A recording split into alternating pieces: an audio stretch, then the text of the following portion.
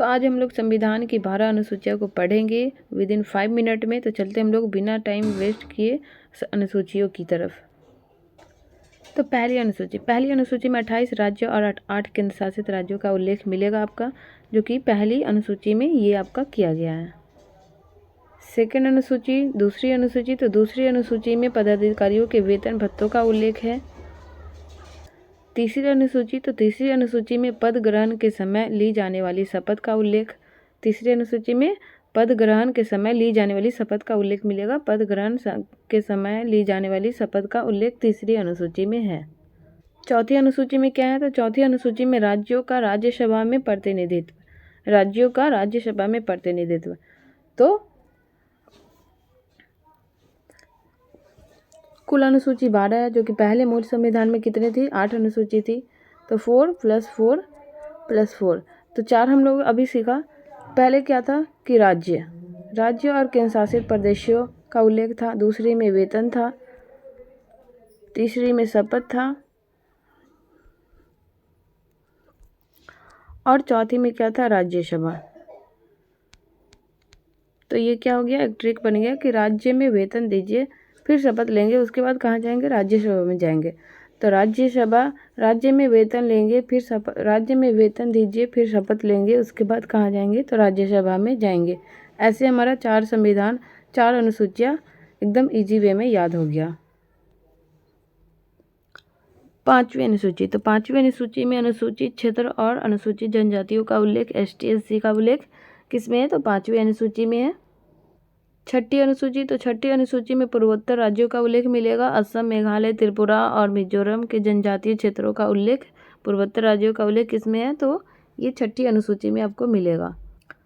सातवीं अनुसूची, तो सातवीं अनुसूची में आपका केंद्र और राज्यों के बीच शक्तियों का बंटवारा, स से शक्ति, जिसमें आपका 3 भाग है: समूह सूची, राज्य सूची, समवर्ती सूची। शक्तियों का बंटवारा किसमें है? तो सातवीं अनुसूची में है, जिसमें संघ सूची, राज्य सूची, समवर्ती सूची तीनों है। आठवीं अनुसूची, तो आठवीं अनुसूची में आपको 22 भाषाओं का उल्लेख मिलेगा, जिसमें मूल संविधान में 14 भाषा थे। मूल संविधान में 14 भाषा थी, बट अभी 22 भाषा है। इसमें आपका 8 भाषा जोड़ी गई थी, जो कि 71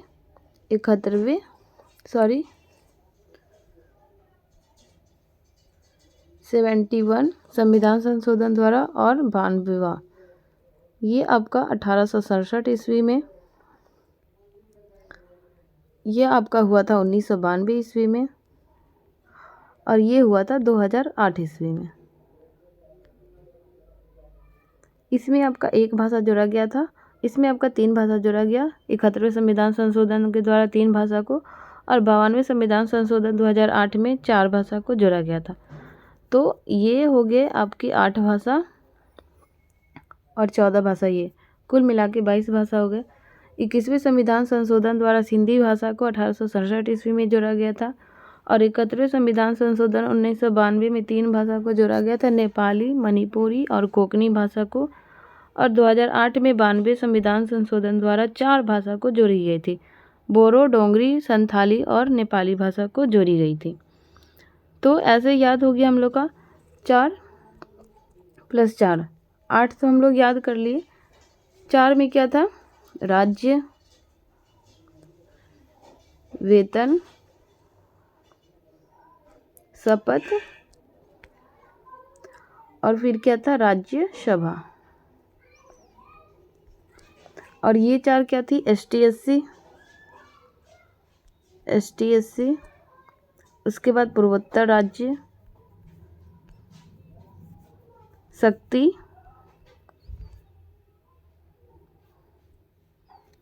और क्या था? भाषा।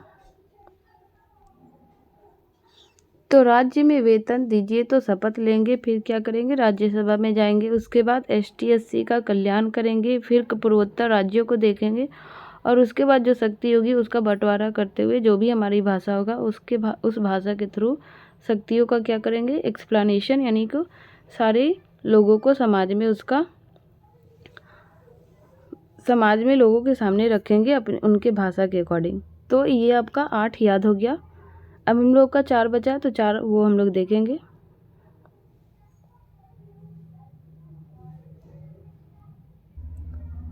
नौवीं अनुसूची, तो नौवीं अनुसूची में संपत्ति के अधिकार का अधिकरण, ये नौवीं अनुसूची में ये फर्स्ट पहला संशोधन के थ्रू इसको 1991 ईस्वी में जोड़ा गया था। और ये पहला संशोधन हुआ था नौवीं अनुसूची में, जो कि पहले मूल संविधान में 8 से इसको जोड़ के नौवां अनुसूची जोड़ा गया। 10वीं अनुसूची, तो 10वीं अनुसूची में आपका दल बदल है। 10वीं अनुसूची दल बदल, जो कि 52वां संविधान संशोधन द्वारा ये जो इसको जोड़ा गया था। 11वीं अनुसूची, तो 11वीं अनुसूची में पंचायती राज है। पंचायती राज्य संस्थाओं का उल्लेख मिलेगा आपका।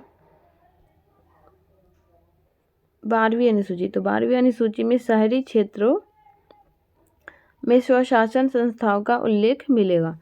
शहरी, और इसका भी आपका 74वां संविधान संशोधन द्वारा जोड़ा गया था। 73वां संविधान संशोधन द्वारा 1992 में इसका संशोधन किया गया था, बट इसको जोड़ा गया, इसको इम्प्लीमेंट किया गया था 1993 ईस्वी में, बट इसका संशोधन 1992 ईस्वी में ही 12वां का हुआ था 74वें संविधान संशोधन द्वारा, और 11वीं अनुसूची का 73वें संविधान संशोधन के द्वारा हुआ था शहरी क्षेत्रों में स्वशासन संस्थाओं का उल्लेख।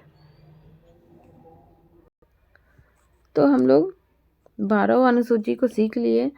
4 + 4 + 4, ये 4 में क्या था, तो राज्यसभा में वेतन लेंगे, फिर शपथ, वेतन दीजिए तो फिर शपथ लेंगे, उसके बाद राज्यसभा में जाएंगे। राज्य में वेतन दीजिए तो शपथ लेंगे, फिर राज्यसभा में जाएंगे।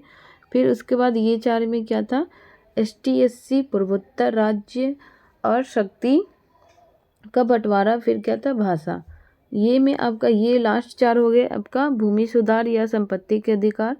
उसके बाद आपका हो गया दल बदल, उसके बाद हो गया पंचायत, उसके बाद हो गया नगर पालिका। शहरी क्षेत्रों में स्वशासन या संस्थाओं का उल्लेख। 9वीं में भूमि या संपत्ति का अधिकार, उसके बाद दल बदल, उसके बाद आपका हो जाएगा पंचायत, फिर नगर पालिका।